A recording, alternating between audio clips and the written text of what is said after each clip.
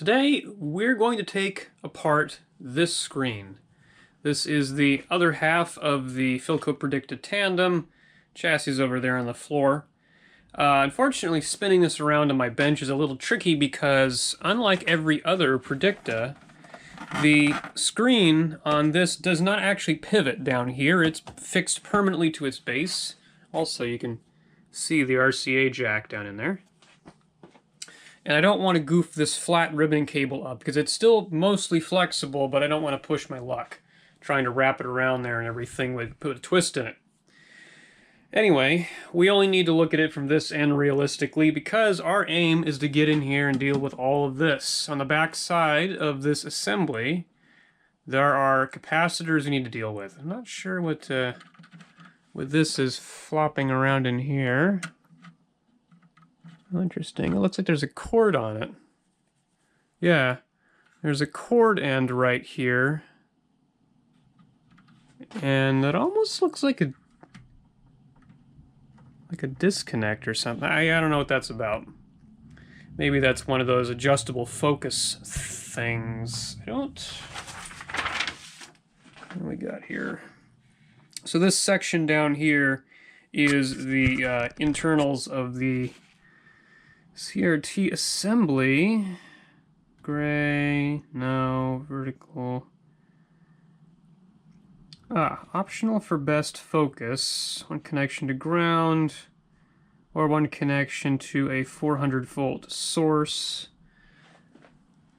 That might be this, but then again, there's also this terminal strip right here, which has a lug going to it, one of which is grounded, the other is just going to a wire. That could be it too.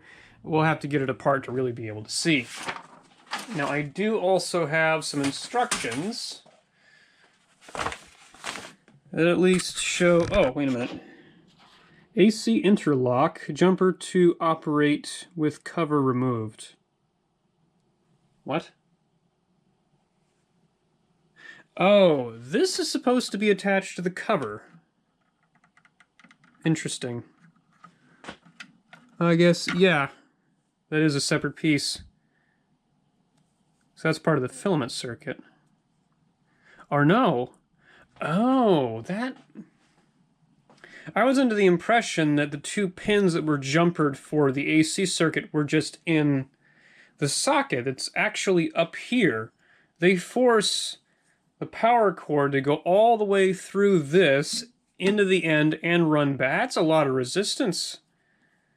That's an odd design choice, quite honestly. But this is supposed to be attached to that cover. I'll have to take a look at it. I don't have it here at the moment. And see how that's even supposed to attach, because this is... Yeah. Anyway, as far as getting this apart, the instructions show that there are a bunch of straps and things, but we should be able to completely remove the shell, and the CRT should still be supported. Now, on my holiday here, I only ever got as far as actually removing the front cover. That requires removing the outer decorative plastic band, and there is a fairly powerful spring that lives in the base that holds a few things on. So I'm going to mount the camera in my other deal, and we're going to start... Well, we're going to start by removing this guy. Because that we need to get the front cover off and disconnect it, and then we need to see about pulling this off. I'm actually going to put the AC interlock back in just so I don't lose it. Now, I believe I actually need to get around to the front in order to take the trim ring off. Yeah, there's a pair of screws and a small decorative black brass plate that cover it up. Where have all my Phillips screwdrivers gone?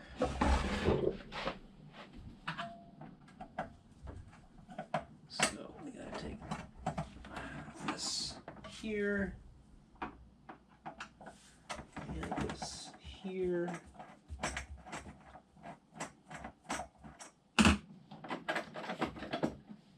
Okay.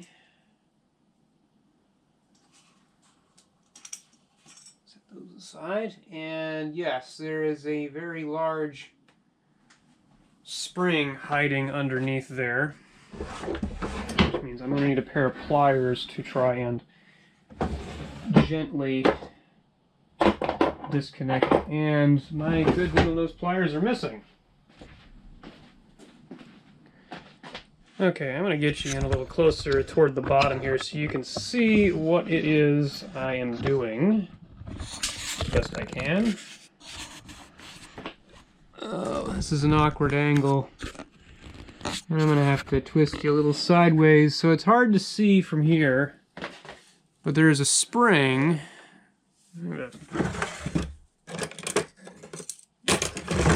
There's a spring whose ends are here and just under here, and it's holding, there's a pair of little brass ferrules, I guess you could say, and those are what's holding on this brass strap, and I somehow have to get that out. Oh, I don't know if I'm going to be able to do it from this side. I'll get back to you when I get that off. How about that? Okay, I got the trim ring off. It turns out I was prying on the wrong side. It looks like well, I don't know. The left side from the front wouldn't budge. The right side had much more flexibility, and once that was unhooked, then it just kind of came right off. No big deal. But now we got to get the steel band that's holding the two halves of this together off, and that is just some Phillips screws at the base here, which I believe also act as a little bit of a tensioner.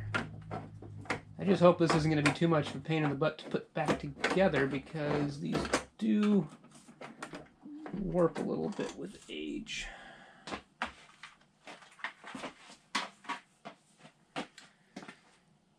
I do apologize that none of this is really easily visible. I'm trying to get this in a direction you can tell what I'm even doing.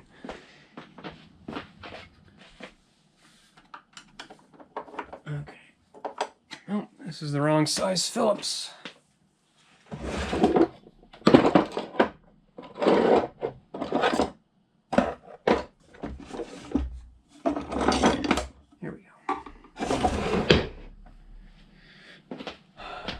Now, I did consider getting some Retro Bright and trying to clean the cabinet of this up, but a fellow Radio Club member was over here recently, and when I mentioned it to him, he pointed out that if I tried cleaning the housing and getting it back to its original color, then it would no longer match the faded color of the cabinet and the base here, and he's honestly kind of right.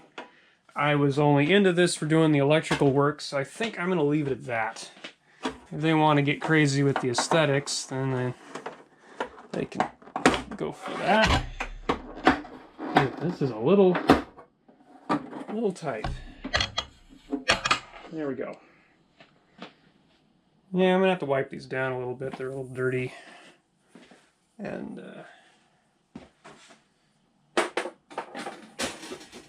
okay. There are actually, in these this paperwork I have here, this does actually have a written set of instructions about how to take the CRT housing apart.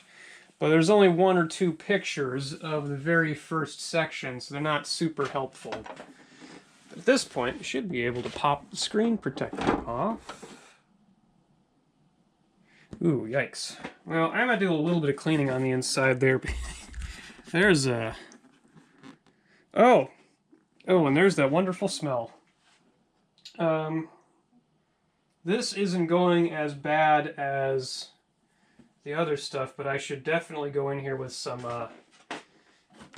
sort of a disinfectant to get all this crud out, because that reeks. That reeks. Okay, how's the front of the CRT look? It shouldn't be that bad, honestly. Well, it's a little dusty. I can take some glass cleaner to it and get it cleaned up. Okay, we can also see there's a steel strap. This is what's actually supporting the CRT, and there's sort of a cloth tape holding everything in place. And there's 2 fingers down here at the bottom that forms the support. Now, in order to get the shell off, there are 4 screws that have to come out, 2 of which are hidden under these caps. There's self-tapping screws that hold these support handles on. Is there a slot or anything? No. Which means I probably need to get into here and try to push on them, pop them out instead of screwing up the outside finish. But I don't really... I don't really have anything that's the right shape. I need a 90-degree hook of some kind. And man, I just don't have that. Let's see if I can't. Ah, okay. Mine don't really hold in there very well. And it looks like there might have been some kind of glue or grease on there. Not sure.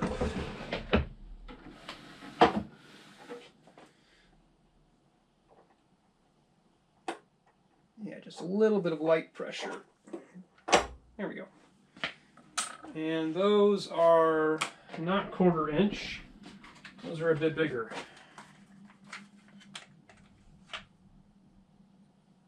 Probably closer to 5/16. Oh, they are 5/16, and they're not really held in by much.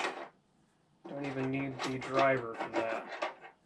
And there is a steel spacer around each screw. Make sure not to lose those. So these must purely be to anchor the carrying handle to the frame to give it some lifting capacity. So the other models don't have this. Okay. Yeah, we need to retrieve these little fellas. So, self-tapping screw spacer that fits into our tube here.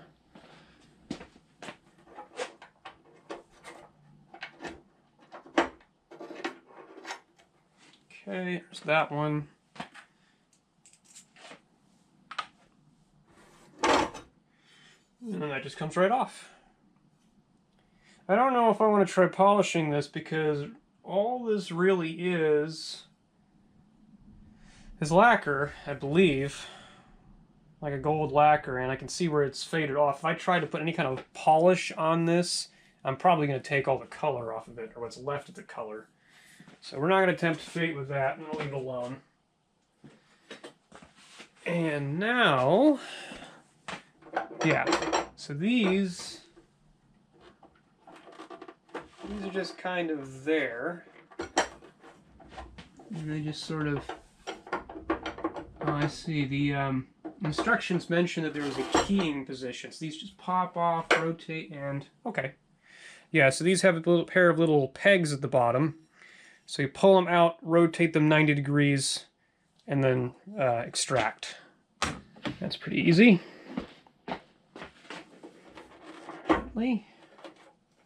There we go. Now at least wipe these down. They are all a little bit dusty. And now all that's left, I believe they're in the front. There are a pair of Phillips screws.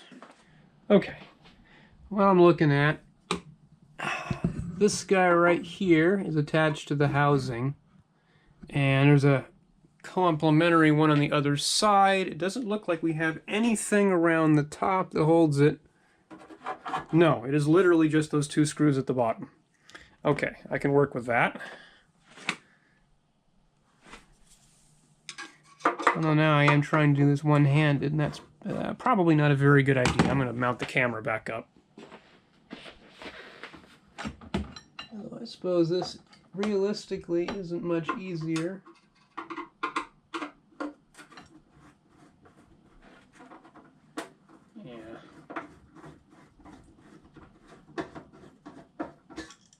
This definitely feels like a 2-person arrangement.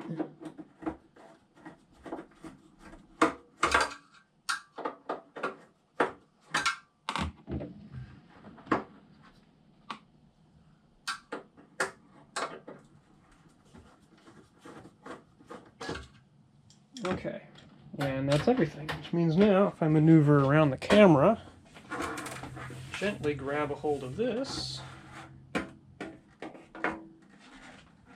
and there we go. One original Philco 21 EAP4.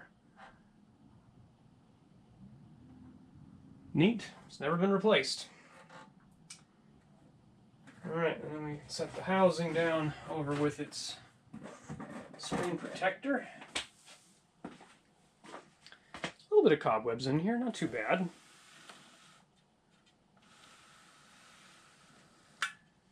Okay. What have we got going on over here? Try and pick the cord up a little bit. And we can spin this around and get it in view.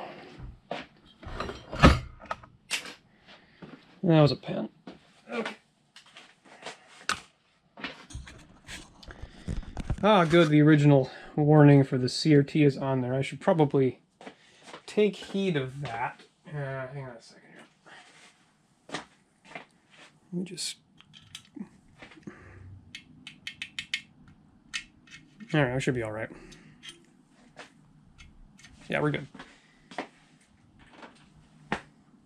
So, we have, tucked up inside this little cluster here, 2 wax caps, this big one at the bottom, and there's one tucked underneath there. I like the terminal strip here clearly needed at least one more leg, so instead of just ordering another terminal strip, they chopped a section out of another one with cutters, and then Siamesed it onto the end here. Genius. There is also a single dry electrolytic in here. This is 4 microfarads at 400 volts. This big guy right here, let me see what the schematic says that should be.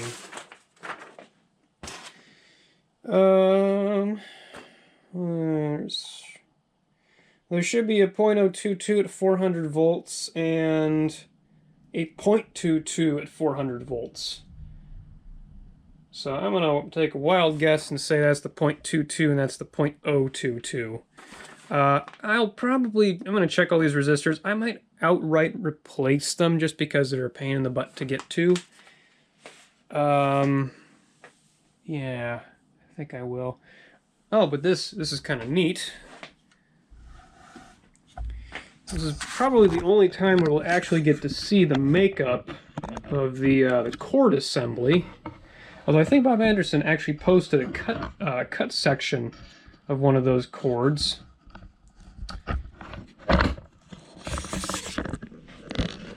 So here is the cord coming in, and they sliced it right down the middle, as far as I can tell. So we've got the end split open, and we can see all the individual connections. So here's our high tension lead. This guy right here. I can't tell, is it the focus coil or is that part of the yoke? This guy right here appears to be our video signal because it's a coaxial lead. Pretty sure that's the video signal.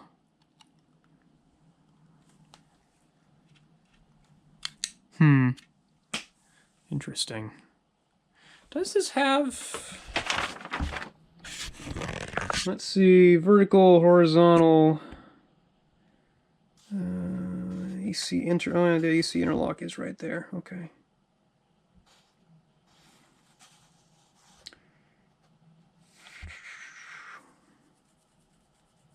Yeah, all right. I was expecting there to be another coil listed in there, but I guess not. All right. So that should be pretty straightforward now. And I'll test the video amp tube here and see if that needs to be swapped out.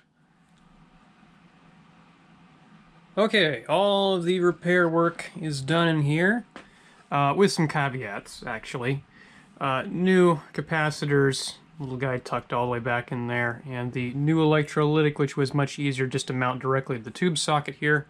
That all worked out fine. I'd originally intended to replace these resistors, but I went through and I checked all of them, and they are all well under 10%.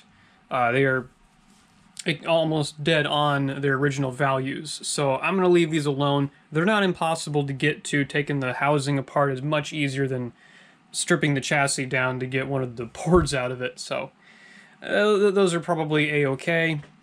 The 3 CB6 that was in here tested a little weak, so I pulled a new old stock Sylvania unit out and popped that in there, just in case. I've also been doing a little bit of cleanup work on the cord with some rubbing alcohol. There's a lot of dirt and grime on this. I'll probably uncoil the rest of it in my living room and then sit down and scrub all that junk off. And then, of course, the screen protector, unlike the one from my holiday, which has already completely fogged over again. Delicious. This one seems to be pretty chemically stable. There was a little bit of white residue on the inside here, and unless someone was trafficking cocaine on the inside of this, at least it didn't taste like it, this should be perfectly fine. It hasn't fogged over. It's been at least 24 hours. I'm just going to reassemble this whole thing. Wiped off the glass on the CRT, so all the dirt's off of there. And I also wiped all the dirt off the inside of the back cover here. There is one little thing I need to deal with the cover here. Only 2 of the original oval head self-tapping screws were with this. There were 2 other random ones jammed in it, and they don't engage threads at all. So I'm going to go down to the hardware store and see if I can't find some Phillips oval head self-tappers, or maybe a machine screw that I can work with. Because the plastic molding on the inside of here is deep enough where if I had to use a machine screw, I could probably drill and tap for like a 632 screw or so and get away with that. So that's where we're at. I'm going to capture and get all of the upper half here back together. I talked to a buddy of mine that does TV work, and I asked him, would you actually align the picture on a Predicta with the shadow mask off or on? And he said he normally does his with the mask on. That way you could at least get the bulk of the image within the edges. Without it on there, it's kind of hard to tell where the mask cuts things off. So I'm going to do it that way. Not that we're ready to do that yet, but I just wanted to double check with someone a little more experienced than me. One last thing I wanted to mention before I put the trim ring back on this. The tabs around the edges here that line up the 2 halves and get joined by the steel band right here. Because the front shrinks over time, you can see there's actually a slight difference. They start to no longer line up. So you might get some that do, like here on the top, those aren't so bad. But on the bottom especially, you can see, well, how it is to see here.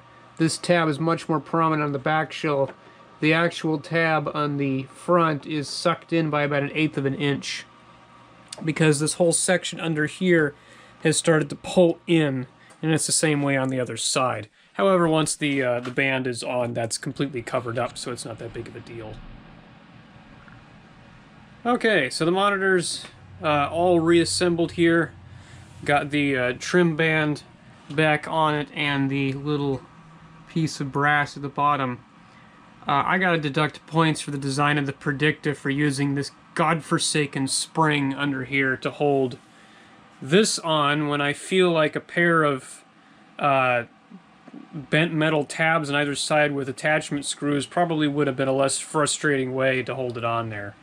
The other problem is, because the screen shrinks, the band fits nicely in some areas and not so great in others. You can see all the light passing under here. Well, actually, no, that's just, you're seeing the back end of the shell. Because this is shrunk so far this way, the band is no longer covering up the seam right there, which is kind of annoying. The other thing that the monitor was missing, let's see if I can rotate it around, the cable is kind of a pain, and I'm trying to be delicate with it because the base also has some evidence of cracking from it being flexed around a lot. Oh, here's another look at the RCA jack in the base for an external speaker. Actually kind of handy. But I have all new screws in the back here. I think I only had like 1 or 2 of the original guys here holding it on, and then 2 random machine screws jammed in there. They weren't really holding much. The replacements that I got, although they are not brown, Lowe's does actually sell a version of these that have a like a copper, dark copper finish, or bronzed finish, I guess they called it. These are just number 6 half-inch long oval head Phillips machine or sheet metal screws. So they're supposed to be self-tapping. These do have a point on the end, which doesn't hurt anything because these are drilled all the way through. And they fit right in there perfectly, and they look the part, and I think they'll be fine with them. So that's all back together. Now all I got to do is finish cleaning the rest of this, and I need to grab the plug on the end there and get the pins cleaned up, as we were experiencing issues hooking it up to the chassis and having just having connection issues. The video quality was changing depending on how you held the plug. So I'm sure all those contacts are oxidized in both the receptacle and on the plug end. So I'll get out some CRC contact cleaner and work that back and forth and see if we can't get those cleaned up. And then give this a quick test to verify that I haven't damaged anything. You have to excuse the noise of the heater running in the background. We're only sitting at about 55 degrees down here. But I've got the chassis set back up, monitor good to go. I had a bit of an issue though. I was cleaning the contacts on the plug here and my glue failed. So the high tension connection is now free floating again, annoyingly. I would use the Gorilla Glue the first time. I think the second time I'm going to use a 2-part epoxy. Should be much more effective. I'll just have to borrow some from work tomorrow. But I did go in and I cleaned, as best of my ability, all the contacts on the plug here, so that I'm hoping that helps out a little bit. I'm just going to line everything up, get this up against there, and we just want to verify that we still get a raster and that, you know, nothing blows up.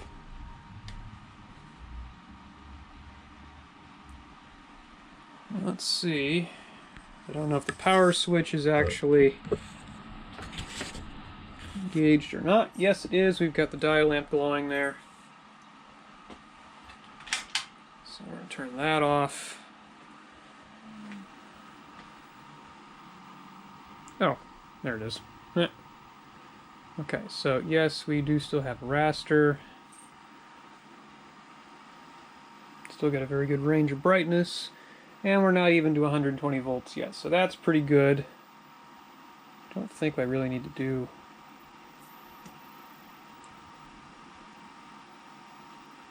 much of anything else to this for right now.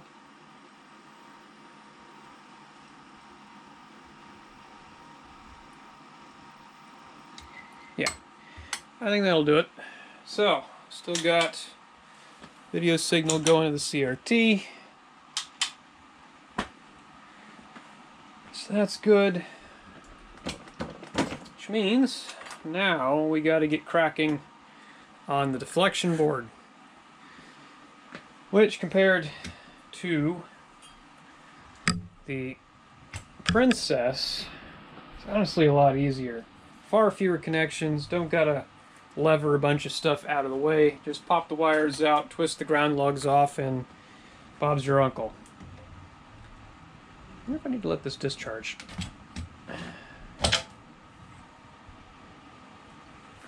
Well, there we go.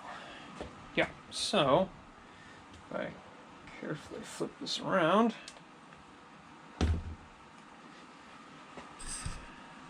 I'll have to make a new map. I did not save my drawing from my own holiday. Well, actually, I take that back. Maybe I did. Yes, I did. As to whether or not this is exactly the same color-wise. Blue, yellow, red wire, white wire, yellow wire there. Orange that goes in. It might actually be exactly the same. I mean, the chassis should be virtually identical with a few small changes for the socket. But yes, I should actually be able to use my old map. So that's good. I have to reinvent the wheel.